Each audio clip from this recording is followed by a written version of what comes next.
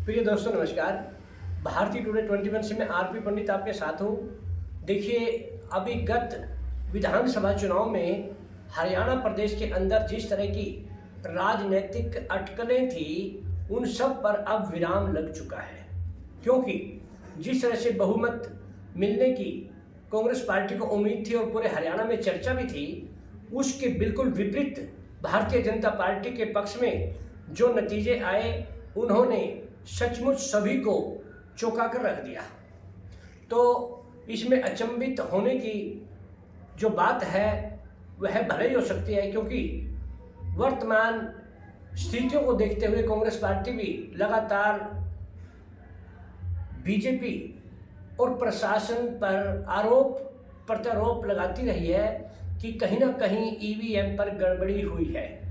लेकिन अगर हम दूसरे एंगल से देखें तो हरियाणा प्रदेश के अंदर 2014 से लेकर 24 के बीच एक जो नई जनरेशन है, जो युवा पीढ़ी है, उनकी कितनी वोट बनी होंगी, यह भी एक बहुत बड़ी राजनीति की एक बात कही जा सकती है। क्योंकि सोशल मीडिया पर ले, बड़े बड़े टीवी चैनलों पर ले, अखबारों में भारतीय जनता पार्टी की जगह जगह उपस्थिति से आज का युवा वर्ग इस तरह से प्रभावित हुआ है कि वह अपने परिवार की, अपने माँ बाप की बातें सुनता भले ही हो, लेकिन उसकी एक बहुत बड़ा रुझान बीजेपी की तरफ युवाओं का है और था। शायद यह भी एक बहुत बड़ा कारण रहा होगा कि हरियाणा प्रदेश में जो चुनाव के नतीजे हैं वो अचंभित लोगों को कर गए।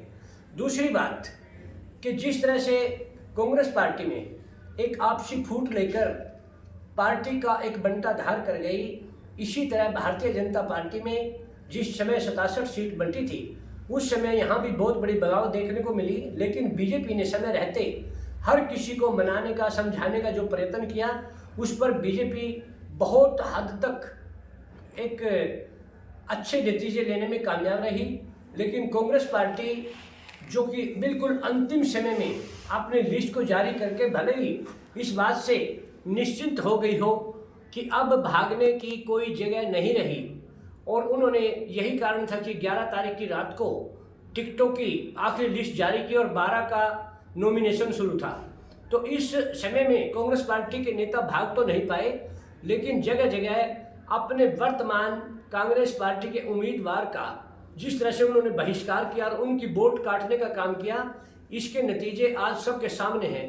अब भारतीय जनता पार्टी को 10 वर्ष के बाद एक बार फिर 5 वर्ष के लिए हरियाणा प्रदेश की जनता की सेवा करने का मौका मिला, और अब नायब सैनी जी दूसरी बार मुख्यमंत्री के पद की शपथ ले चुके हैं। साथ ही अभी 1-2 दिन में यानी 24 तारीख को चंडीगढ़ में स्पीकर और उप स्पीकर की, डिप्टी स्पीकर की एक मीटिंग होनी है, और 25 तारीख से भारतीय जनता पार्टी अपना स्तर बुलाकर नए तरीके से कार्यकाल अपना शुरू कर देगी।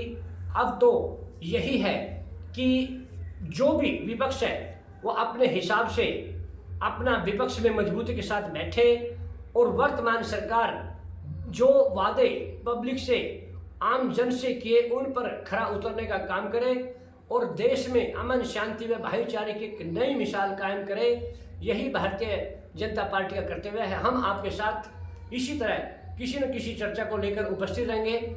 जय हिंद, जय भारत।